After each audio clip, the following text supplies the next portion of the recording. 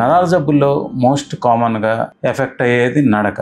ఇప్పుడు నరాలకు సంబంధించి ఏ భాగంలో ఎఫెక్ట్ అవుతే నడక ఇబ్బంది ఎలా వస్తుందో మనం చూద్దాం. మొదటగా మనం కండరాల ఇబ్బంది ఉందనుకోండి నరాల జబ్బులో, వాళ్ళకి ప్రిడామినెంట్గా మెట్లు ఎక్కేటప్పుడు కానీ లేకపోతే కూర్చొని నిలబడటానికి కానీ ఎక్కువగా ఇబ్బంది ఉంటుంది. దాంతోపాటు చేతులు పైకి ఎత్తడానికి ఇబ్బంది ఉంటుంది. జనరల్గా వాళ్ళు చేతులతో వస్తువులు పట్టుకోవటం కానీ లేకపోతే చెప్పులు వేసుకునేటప్పుడు ఇబ్బంది కానీ పెద్దగా ఉండదు. రెండోది పెరిఫెరల్ నర్వ్స్ అంటే న్యూరోపతిలో మనకి ఎటువంటి ఇబ్బంది వస్తుందో మనం ఇప్పుడు చూద్దాం. వీళ్ళకి జనరల్గా కాళ్ళు చేతులు తిమ్మిర్లు ఉండటం, ఏదైనా మనం నేల మీద నడిచినప్పుడు దూది మీద నడిచినట్టు కానీ అలా ఉండటం, జారి పడినట్టు ఉండటం, దాంతోపాటు చెప్పులు వేసుకున్నప్పుడు తెలిసి కానీ తెలియకుండా కానీ చెప్పులు జారిపోవటం అనేది జరుగుతూ ఉంటుంది.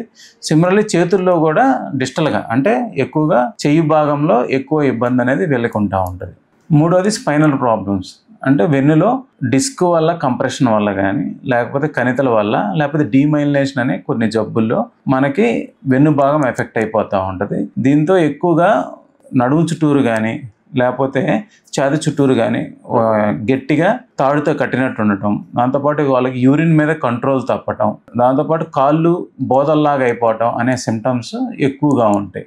నాలుగవది మెదడుకు సంబంధించిన ప్రాబ్లమ్స్. ఇందులో రెండు రకాలుగా ఉంటుంది. ఒకటి పక్షవాతం, రెండు హయ్యర్ సెంటర్ ప్రాబ్లమ్స్ అంటే ఇవి ఎక్కువగా పార్కిన్సన్స్ డిసీజ్లో మనం చూస్తూ ఉంటాం. పక్షవాతంలో అయితే మనం నడిచేటప్పుడు ఒక భాగం అంటే కుడివైపు కానీ ఎడమవైపు కానీ కంప్లీట్గా వీక్నెస్ ఉంటుంది. వాళ్ళు నడిచేటప్పుడు చెయ్యి ఒక పోస్చర్లోకి వస్తుంది, కాలు కూడా ఈడ్చుకుంటూ నడుస్తూ ఉంటారు. దీన్నే మనం హెమిపెరిటిక్ గెయిట్ అంటాం. దాంతోపాటు మనం హయ్యర్ సెంటర్ డిస్ఫంక్షన్ అంటే పార్కిన్సన్స్ డిసీజ్ పేషెంట్స్ మనం చూస్తే వాళ్ళు నిదానం అయిపోతారు. నడిచేటప్పుడు చిన్న అడుగులు వేసుకొని నడుస్తూ ఉంటారు. అంటే వాళ్ళు నడుస్తుంటే తూలినట్టుగా ఉంటారు. దీంతోపాటు వాళ్ళకి చెయ్యి వణుకుడు ఉండటం అనేది జరుగుతూ ఉంటుంది.